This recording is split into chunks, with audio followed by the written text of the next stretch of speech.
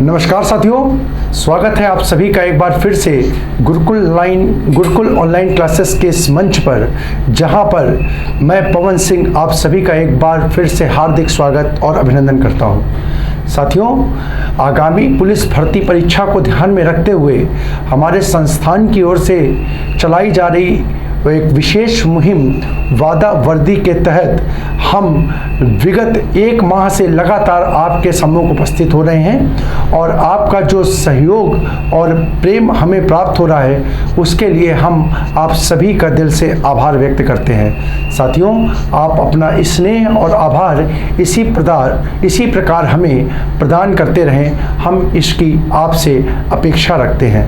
तो साथियों, आइए स्वतंत्रता दिवस के बाद प्रारंभ की गई आज हमारी पहली क्लास, ठीक है, जो कि 2 दिन का थोड़ा सा यहाँ पर क्लास को थोड़ा सा व्यवधान रहा, कुछ पारिवारिक कारण रहे और कुछ क्या कहते हैं समय का भी अभाव होने के कारण, ठीक है, हम क्लास अपलोड आपकी नहीं कर पाए, तो उसके लिए हम आपसे क्षमा प्रार्थी हैं। तो आइए, हमारी जो सीरीज़ और मुहिम अनवरत रूप से चल रही थी, आज पुनः उसको प्रारंभ करते हैं और आपको विश्वास दिलाते हैं कि ये श्रृंखला यूं ही हम आपके सामने प्रस्तुत करते रहेंगे। तो आइए साथियों, अपनी आज की चर्चा का पहला प्रश्न देखते हैं और हम आपसे अनुरोध करेंगे कि आप अपने साथ कॉपी और कलम लेकर के पूरी तैयारी के साथ हमारे साथ जुड़ जाएं और ज़्यादा से ज़्यादा जो हो इस वीडियो को अपने मित्रों तक भी शेयर कर दें। तो आइए साथियों, हम अपनी आज की चर्चा का पहला प्रश्न देखते हैं और हमारी चर्चा का पहला प्रश्न आज का प्रारंभ हो रहा है, जो कि कह रहा है, प्रश्न है हमारा, किस विकल्प में सम श्रुति भिन्नार्थक शब्दों के अर्थ सुमेलित हैं? साथियों, शब्द युग्म का ये प्रश्न आपके सामने आया और इसमें ये आपसे पूछ रहा है कि किसमें जो शब्द दिए हुए हैं उसका उचित अर्थ उस क्रम में दिया हुआ है। तो देखते हैं, जरा विकल्प देखते हैं।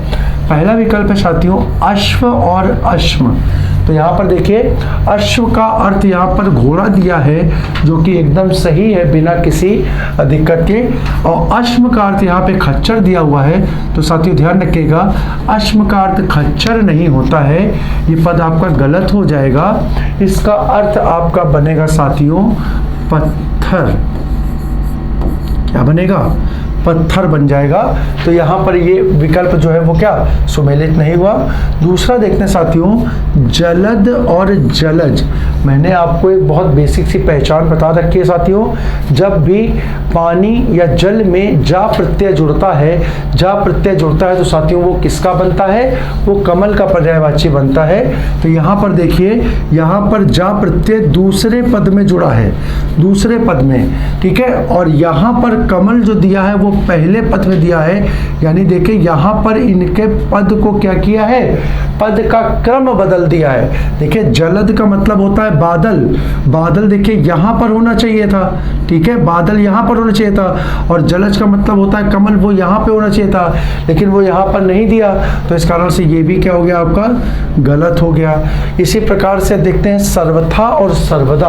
अब देखिए, सर्वथा का मतलब क्या होता है? सर्वथा का मतलब होता है जो सभी तरह से उचित हो।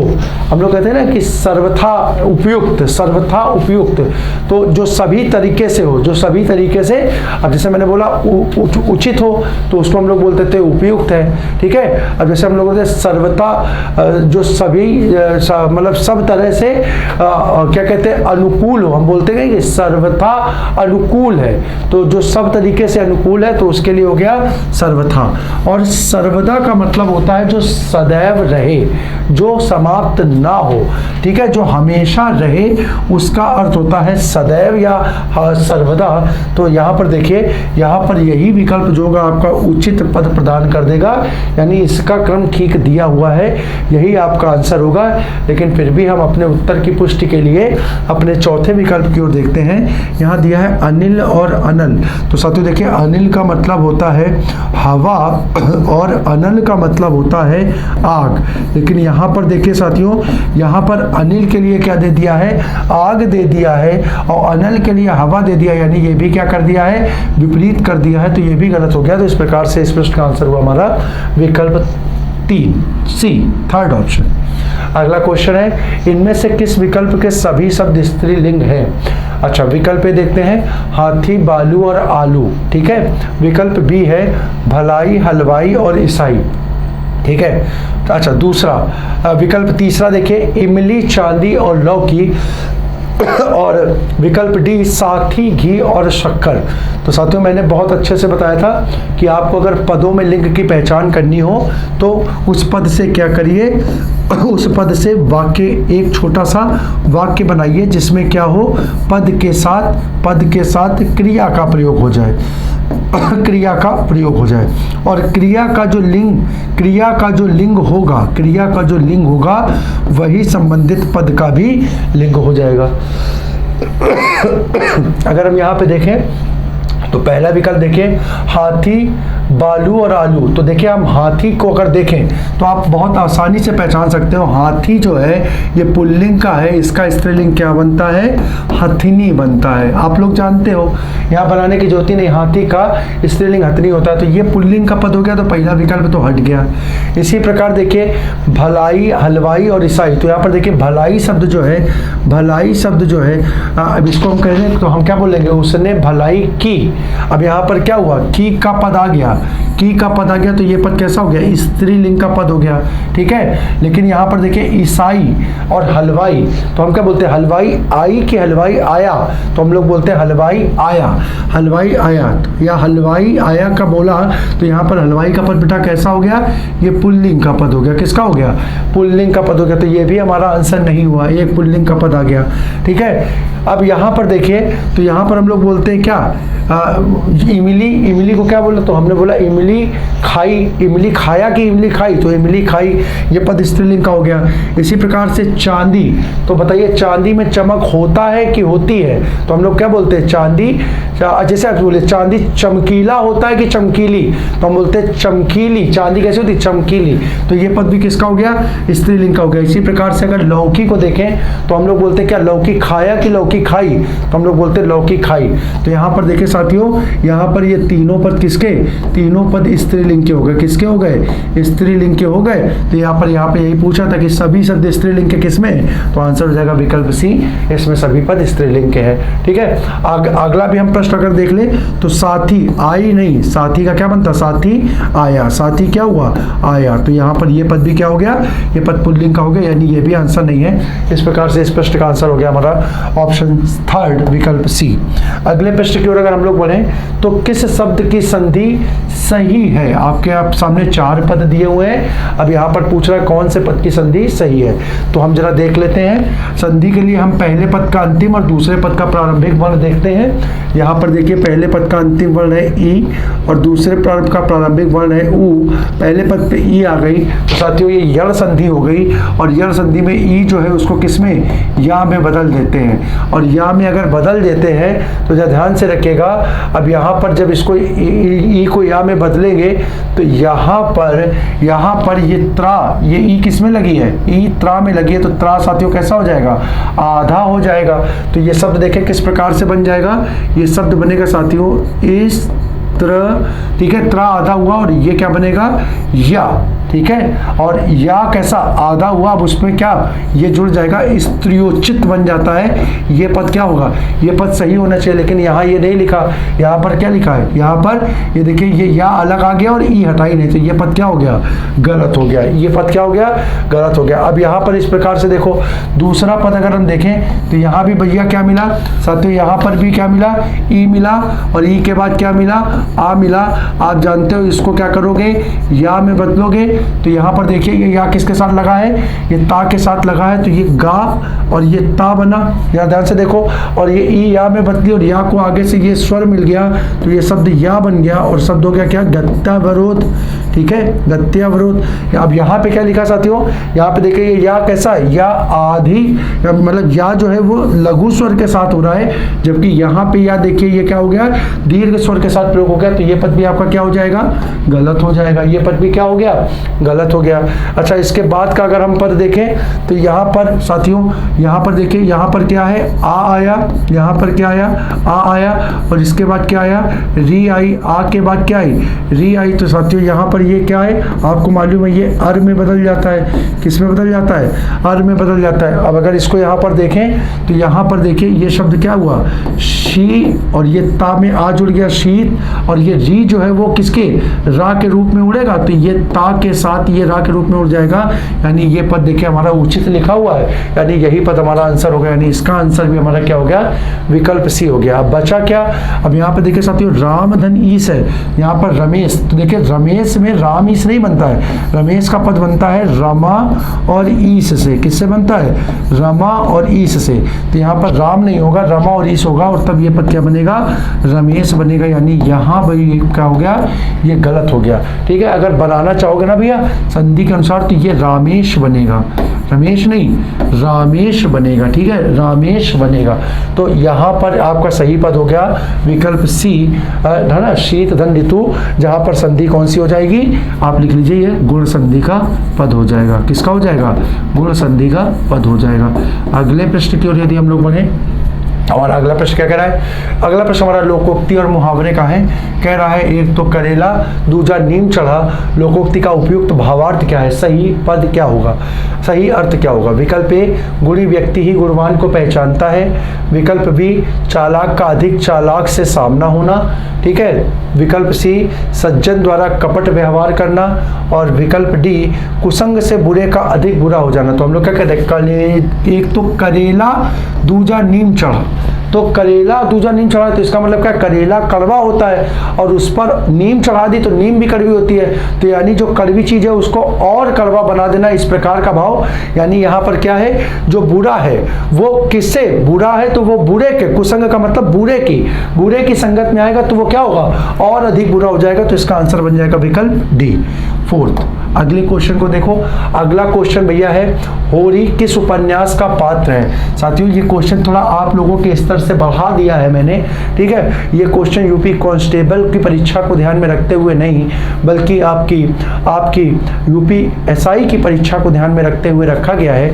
अगर साथियों देखिए, अगर आपको ये पूछे कि यहाँ पर ये जो आपके जितने भी रचनाएं दी गई हैं, ये रचनाओं का संबंध किससे है, तो वो तो आपका कांस्टेबल के लिए उचित प्रश्न बन जाता है कि उसकी रचनाकार कौन है, किसने उसकी रचना की है।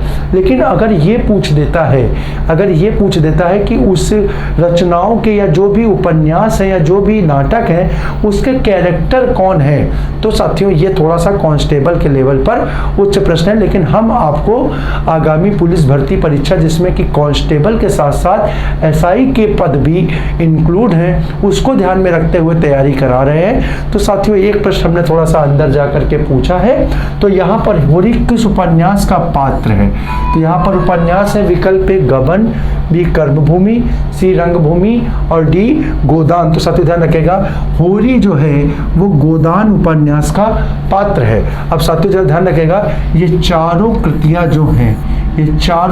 जो हैं मुंशी प्रेमचंद की हैं, बहुत चर्चित हैं, इनको आप याद कर लेंगे। मुंशी प्रेमचंद की ये कृतियां हैं, चाहे गोदान हो, चाहे गबन हो, चाहे कर्मभूमि हो और चाहे रंगभूमि हो। साथियों गोदान जो है वो मुंशी प्रेमचंद का एक बहुचर्चित उपन्यास है। आप ये भी ध्यान रखिएगा कि गोदान की विधा क्या है, तो साथियों ध्यान रखिएगा गोदान उपन्यास की विधा में लिखा गया ग्रंथ है या पुस्तक है। ठीक है, अब इसका जो मुख्य पात्र है, अगर हम चर्चा करें तो थोड़ा सा आपको समझ बता दें कि यहाँ पर ये गोदान की जो कहानी, ये जो उपन्यास की जो कहानी है, ठीक है, उसका थीम जो है वो क्या है, तो वो मतलब एक तरीके से हम बोले तो हम ये बोल सकते हैं कि पुराने समय में जो टैक्सेशन था, ठीक है, गांवों में है ना, किसानों की समस्या को लेकर के ठीक है, ब्रिटिश हुकूमत के दौरान समस्या को लेकर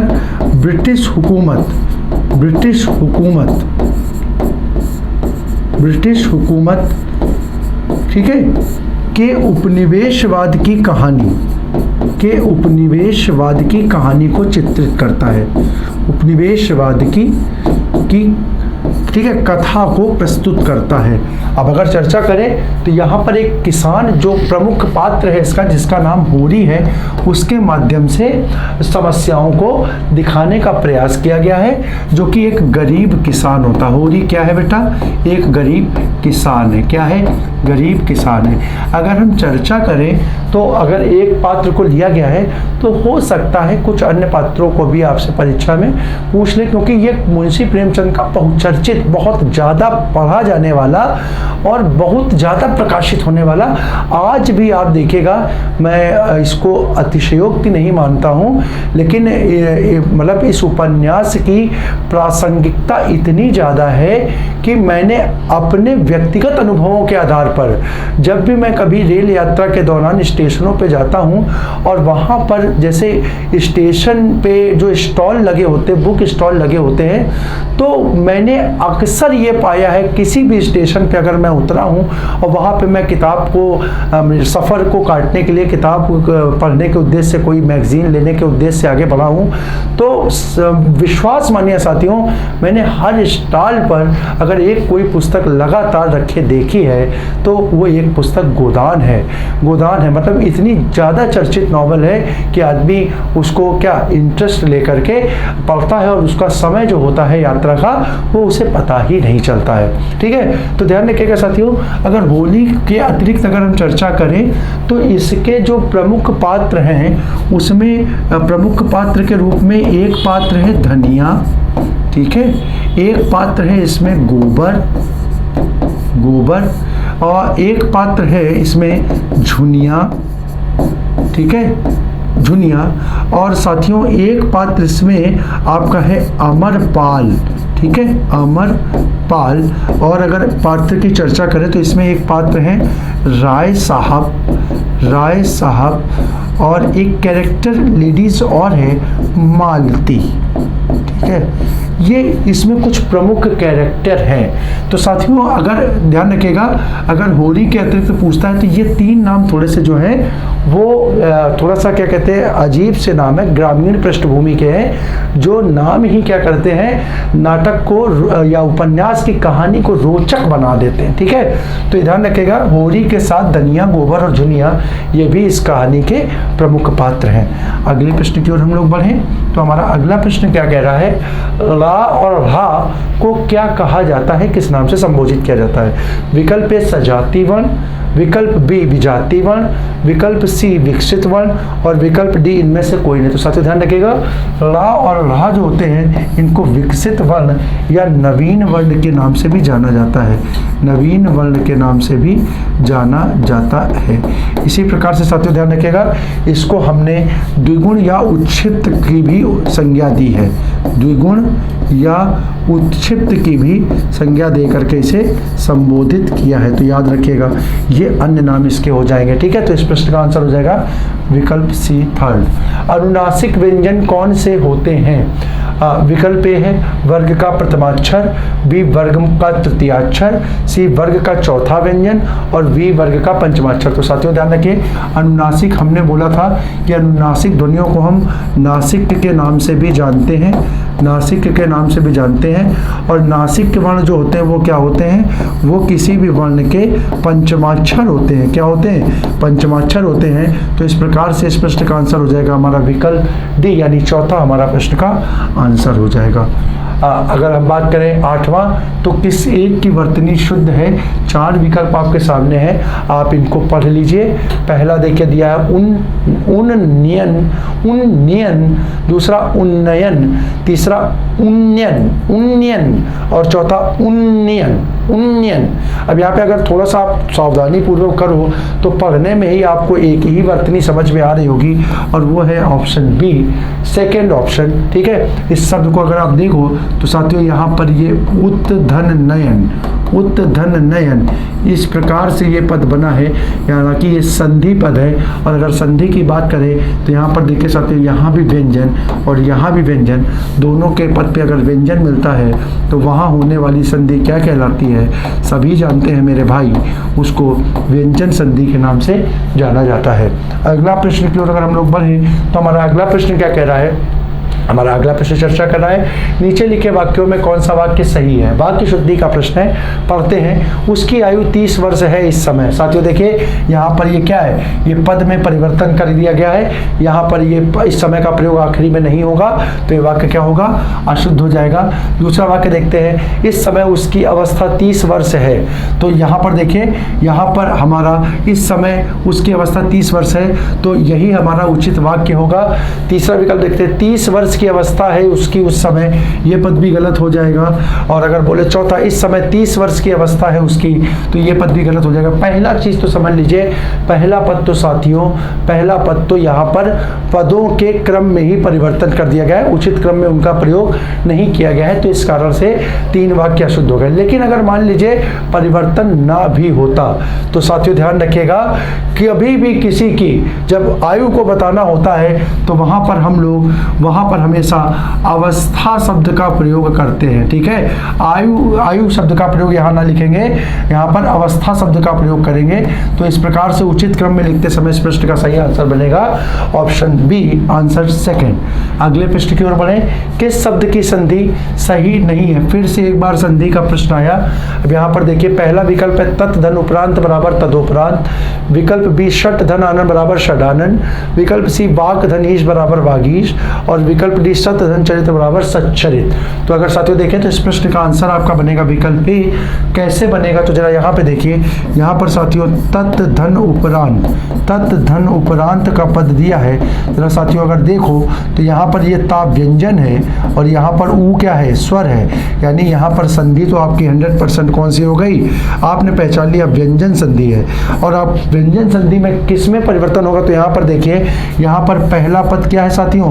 पहला पद जो है वो प्रथम वर्ग का है, और जैसे ही प्रथम वर्ग आया तो आपको मालूम होना चाहिए कि व्यंजन संधि में प्रथम वर्ग का एक नियम होता है, जिसमें ये क्या, प्रथम वर्ग तीसरे वर्ग में परिवर्तित होता है। और जब निकालोगे तो इस ता का तीसरा वर्ण बेटा क्या होगा?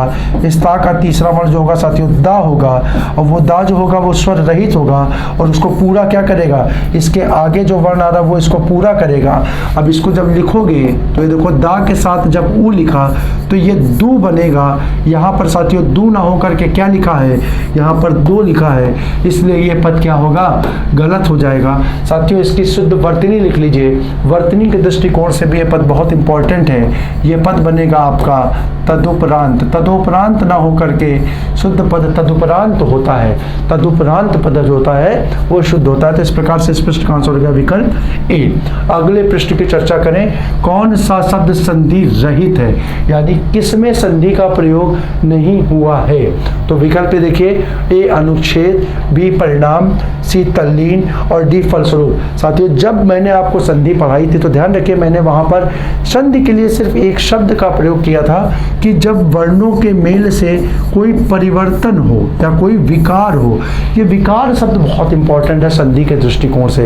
यानी मेल होगा तो कहीं ना कहीं कोई परिवर्तन, कोई विकार होगा, उसी प्रक्रिया को हम संधि के नाम से जानेंगे। अगर विकार नहीं उत्पन्न कर पा रहे हैं तो वो संधि पद नहीं होगा, वो हो सकता है सामासिक पद हो या उपसर्ग का पद हो या प्रत्यय का पद बन जाए। अब ध्यान से देखो तो साथियों अगर यहाँ पर देखते हैं तो ये पद क्या बनता है? अनुधन छेद। अब देखिए यहाँ पर दो पद अनुधन छेद है, विकार क्या हुआ? यहाँ पर चा का प्रयोग हो गया।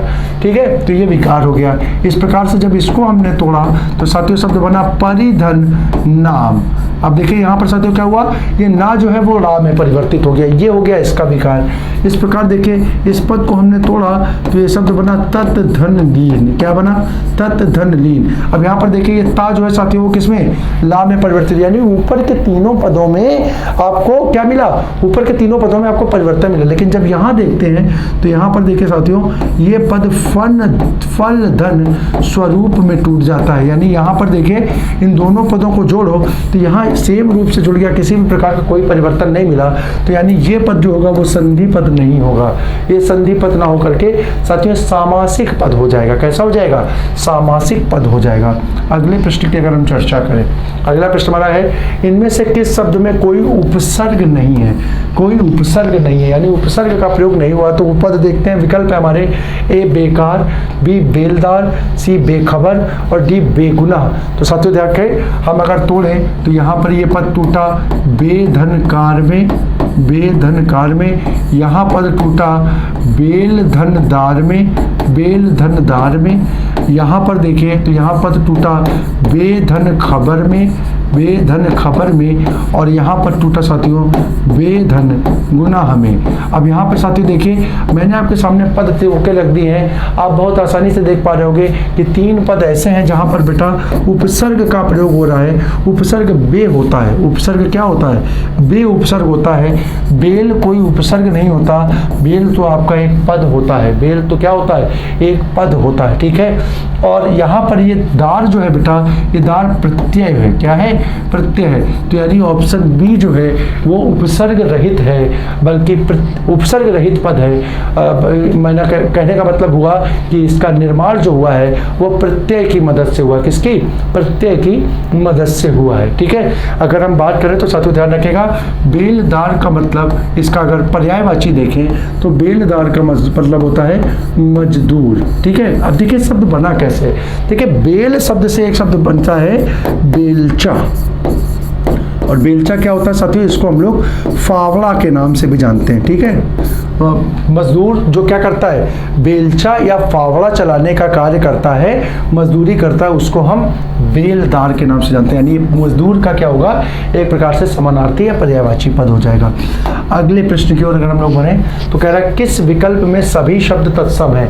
आपको उस विकल्प का चयन करना है जिसमें सभी तत्सम हो। जरा देखते हैं, पहला है विवाह, कहानी और नाच। तो साथियों देखिए यहाँ पर नाच तो हम स्पष्ट रूप से बता सकते हैं, आपको बता दिए। नाच जो है वो तत्सम नहीं है, इसका तत्सम जो होता है साथियों नृत्य होता है। तो पहला तो हमारा कट गया।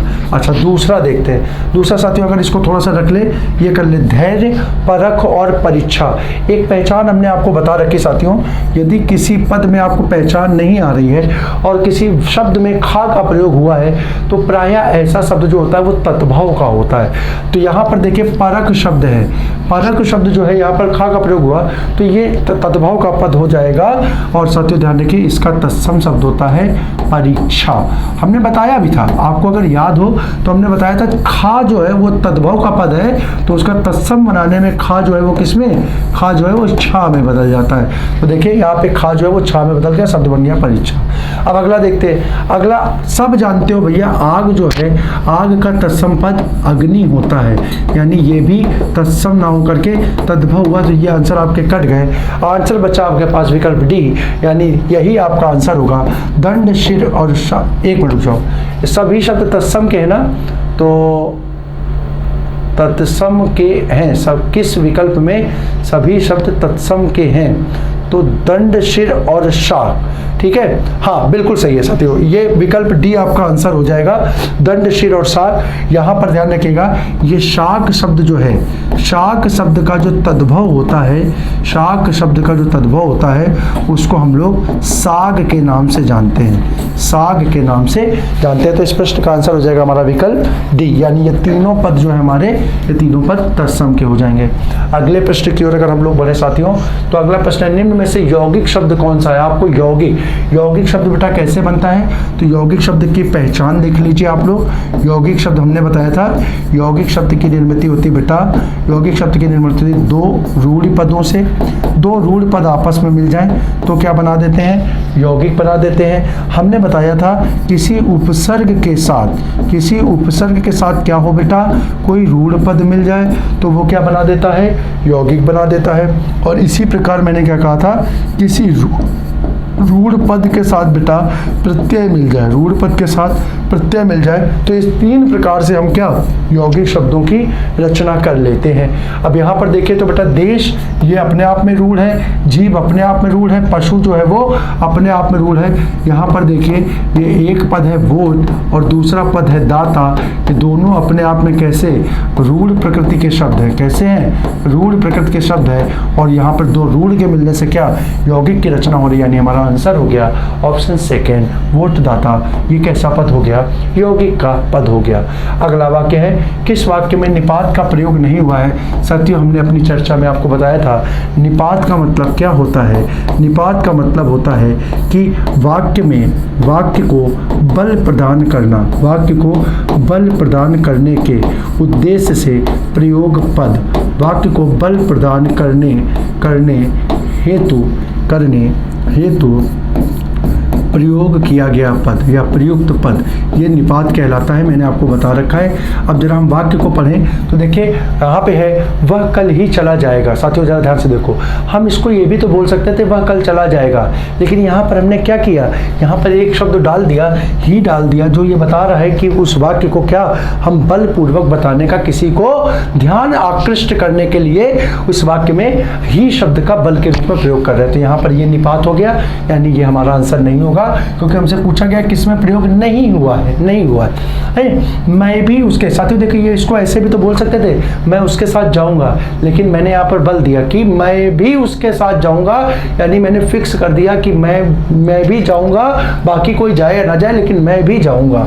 ठीक है, तो यहाँ भी शब्द हो गया।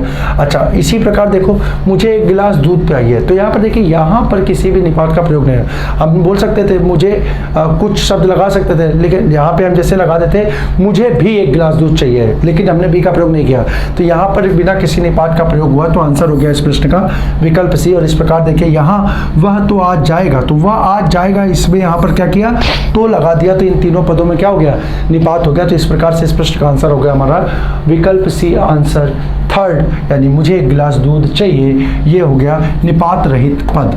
अगले प्रश्न को अगर देखें तो कौन सा सर्वनाम का भेद नहीं है, सर्वनाम का भेद नहीं। सब लोग जानते हैं मेरे भाइयों सर्वनाम के 6 भेद होते हैं। अगर विकल्प देखें तो पुरुषवाचक, वी गुणवाचक, सी निजवाचक और प्रश्नवाचक, इनमें से 3 दिए हैं। साथियों इसमें से एक जो नहीं होगा वो होगा गुणवाचक। हमारे सभी भाई जानते हैं गुणवाचक जो होता है वो सर्वनाम ना होकर के क्या होता है विशेषण का होता है, विशेषण का प्रकार होता है गुणवाचक विशेषण। ठीक है, अपने अगले प्रश्न की ओर हम लोग बढ़ जाते हैं। अगर अगला प्रश्न देखें तो यहाँ पर साथियों है प्रयागराज में बोली जाने वाली बोली कौन सी है। हिंदी भाषा के अंतर्गत 18 बोलियों का प्रयोग होता है, उसमें से पूछ रहा है प्रयागराज क्षेत्र की बोली कौन सी है। विकल्प ए ब्रज, बी अवधी, सी खड़ी बोली और डी भोजपुरी। तो हमारे साथियों यहाँ पर 2 विकल्प तो आप हटा दोगे, लेकिन बहुत एकदम मतलब बहुत शंका उत्पन्न आपको दिक्कत होगी यहाँ पर जब अवधी और भोजपुरी को आप एक साथ देखते हो। साथियों ध्यान रखिएगा कि प्रयागराज में बोली जाने वाली बोली अवधी है। ठीक है, क्योंकि कई बार होता क्या है कि प्रयागराज से हम लोग जैसे ही आगे बढ़ते हैं तो प्रयागराज के बाद जो सबसे चर्चित जगह आती है वो बनारस है, जिसकी दूरी प्रयागराज से लगभग 100 किलोमीटर या 90 किलोमीटर के आसपास है। और साथियों जो बनारस का क्षेत्र है या उसके आसपास जो बोली है वहाँ पर आपको भोजपुरी बोली का जो है वो क्षेत्र दिखाई देता है। या दूसरे शब्दों में हम ये भी कह सकते हैं कि प्रयागराज की सीमा से जैसे ही आप थोड़ा सा आगे की ओर निकलते हैं तो साथियों समझिए अवध का क्षेत्र खत्म होकर के भोजपुरी क्षेत्र लग जाता है, भोजपुरी बोली प्रभावी हो जाती है। तो थोड़ा ध्यान रखिएगा कि प्रयागराज का क्षेत्र जो है वो अवधि का अंतिम क्षेत्र है और उसके बाद जो बोली होती है वो आगे की ओर बढ़ने पर भोजपुरी बोली हो जाती है, लेकिन प्रयागराज में बोली जाने वाली बोली जो है वो अवधि होगी। इस प्रश्न को आप लोग याद कर लेंगे परीक्षा के दृष्टिकोण से। अगला प्रश्न देखते हैं। अगला प्रश्न है आंखें फेर लेना मुहावरे का अर्थ क्या है। ये एक मुहावरा है जिसका अर्थ क्या है। विकल्प ए दूसरी तरफ देखना, विकल्प बी किसी और को चाहना, सी उदासीन हो जाना और डी नाराज हो जाना।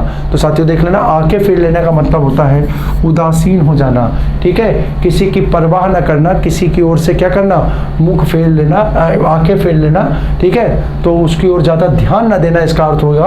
और ध्यान नहीं देने को हम उदासीन हो जाने के संदर्भ में ले सकते हैं। अगला प्रश्न है हमारा, अगला प्रश्न है कही हुई बात को फिर कहना।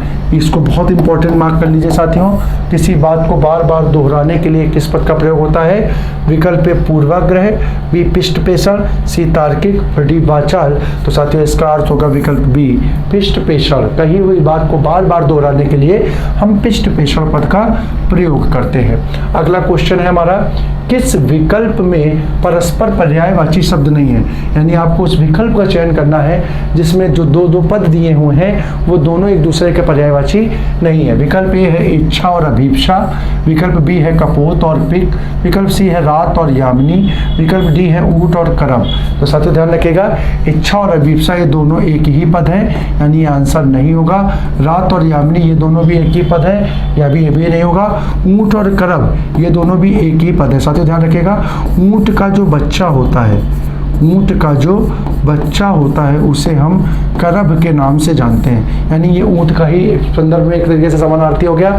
तो आंसर आपका हो जाएगा विकल्प बी। साथियों देखिए, कपोत का मतलब होता है, कपोत का मतलब होता है कबूतर, कबूतर, ठीक है। और साथियों पिक जो होता है वो कबूतर का ना होकर के कोयल का पर्यायवाची होता है, ठीक है, कोयल का। तो यहाँ पर देखिए एक कबूतर का है, एक कोयल का है, तो यानी ये दोनों पद हमारे अलग हो गए।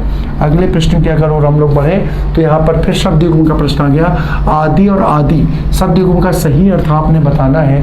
तो विकल्प ए आदिवासी और आरंभ, विकल्प बी आरंभ और अभ्यस्त, विकल्प सी आरंभ और आदिवासी, विकल्प डी अभ्यस्त और आरंभ। तो साथियों ध्यान रखिएगा, ये आदि शब्द का मतलब होता है प्रारंभ, जहाँ से कोई चीज क्या हो, आरंभ हो, यानी इसका आंसर होगा आरंभ। तो यहाँ पर देखिए आरंभ, आरंभ दो में दिया हुआ है, तो यहाँ पर पहले पद में यहाँ पर दो में दिया हो तो या तो इसका आंसर होगा बी या सी।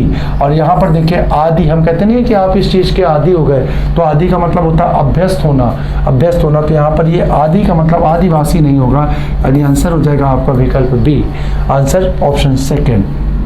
अगले प्रश्न की ओर यदि हम लोग बढ़ें तो यहाँ पर सर हमारा अलंकार का प्रश्न आ गया। प्रश्न हमारा क्या कह रहा है, चरण कमल, इस शब्द को सुधार लीजिए, इस पद को थोड़ी सी बर्तनी की दिक्कत है, यहाँ पर इसको सही कर लीजिए। चरण कमल बंदो हरि राई, चरण कमल बंदो हरि राई, यहाँ पर कौन सा अलंकार है।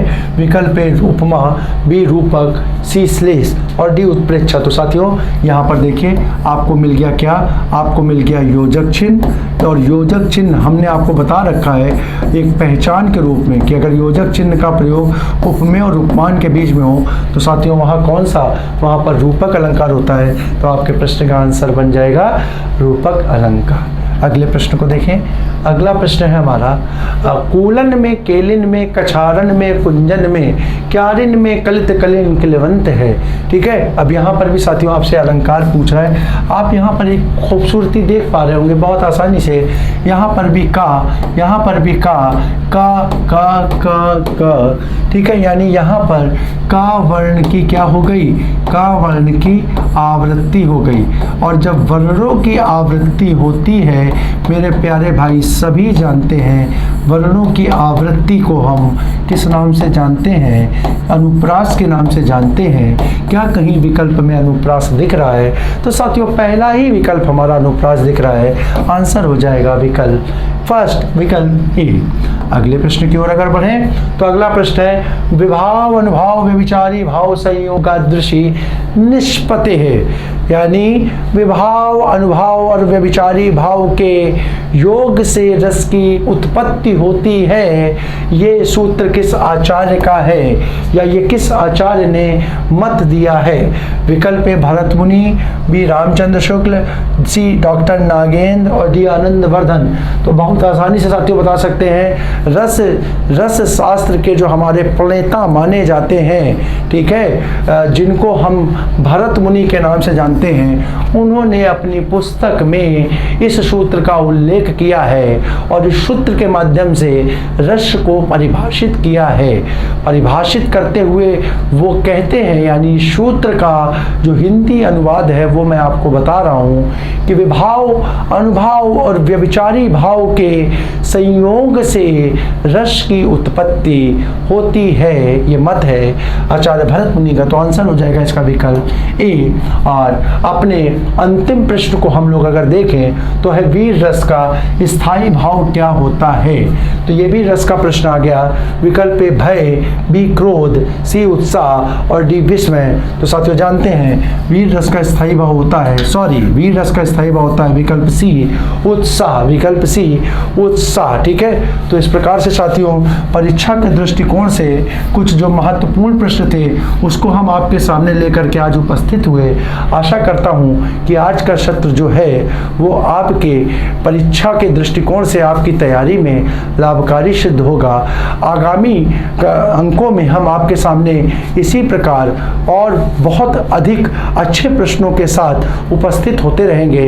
आप भी हमारे साथ जुड़ करके वीडियो को लाइक और शेयर कर दें, जिससे कि आपका ये जो एक लाइक और शेयर का जो सहयोग है वो हमारे लिए, हमारे संस्थान, हमारी टीम के लिए संजीवनी का कार्य करेगा, जिससे हम एक नई ऊर्जा, उत्साह और उमंग के साथ आपके सामने यूं ही उपस्थित होते रहेंगे। इस अनुरोध के साथ हम अपनी आज की चर्चा को यहीं पर समाप्त करते हैं। मेरे सभी प्यारे दोस्तों को जय हिंद।